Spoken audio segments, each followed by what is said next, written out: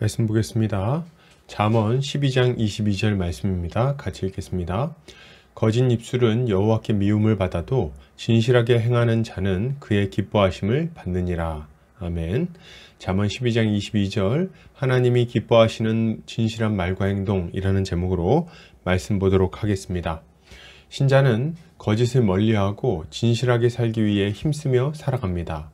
언제나 하나님의 눈길을 기억하며 거룩한 삶을 살아가기 위해 애쓰는 거죠. 오늘 본문을 통해서 이에 대해 함께 살펴보도록 하겠습니다. 잠언 기자는 거짓 입술은 여호와께 미움을 받는다고 말합니다.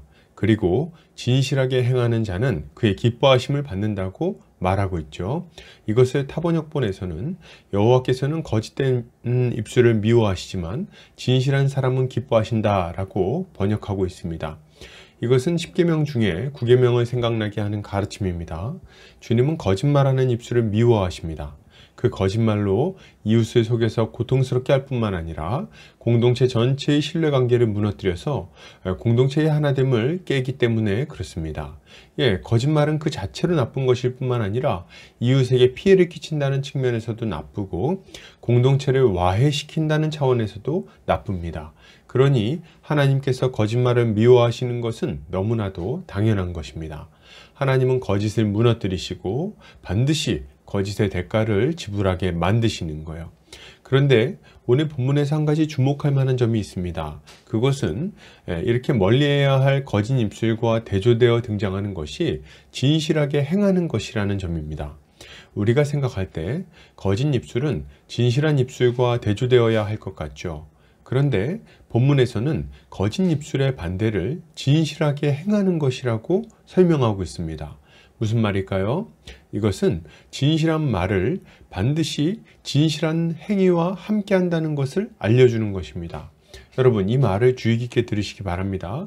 우리는 말만 진실하면 된다고 생각할 때가 있어요. 진실하게 말하고 진리를 말하는 것은 그 자체로 중요한 일이겠죠. 그런데 입은 진실과 진리를 말하지만 우리의 행위가 거짓되다면 어떨까요? 배우자에게 입으로는 사랑한다고 말했는데 뒤로는 불륜을 저지른다면 어떻습니까? 이것은 진실한 것입니까? 아니라는 거죠. 이런 진실함은 없다는 겁니다. 믿음의 영역에 있어서도 마찬가지입니다. 많은 사람들이 하나님을 사랑하고 한평생 하나님만을 섬기겠다고 고백합니다. 그러나 안타깝게도 실제 삶의 영역에서는 돈을 사랑하고 쾌락을 사랑하고 성공을 사랑하면서 살아가는 겁니다. 그러한 것들을 얻기 위해 기꺼이 신앙을 양보하죠. 그렇다면 이 사람의 고백을 진실한 것으로 이해할 수 있겠습니까? 당연한 말이지만 이러한 고백은 진실한 고백이 될 수가 없습니다. 진실을 이야기하는 것이라고 볼 수 없어요. 왜요? 진실한 행위가 그 말에 따르지 않기 때문에 그렇습니다. 그의 행위는 그의 말이 진실한지 아닌지를 선명하게 보여주는 척도가 되는 것입니다. 그러므로 여러분, 우리는 거짓말과 거짓된 행위를 버려야 되겠습니다. 하나님을 기만하고 이웃을 고통에 빠뜨리며 공동체를 무너뜨리는 거짓말을 멀리해야 돼요. 그리고 진실하게 말할 뿐 아니라 진실하게 행해야 되겠습니다. 진실한 말과 행동으로 하나님의 기쁨이 되고 이웃을 격려하고 위로하며 공동체를 하나 되게 해야 하는 거죠.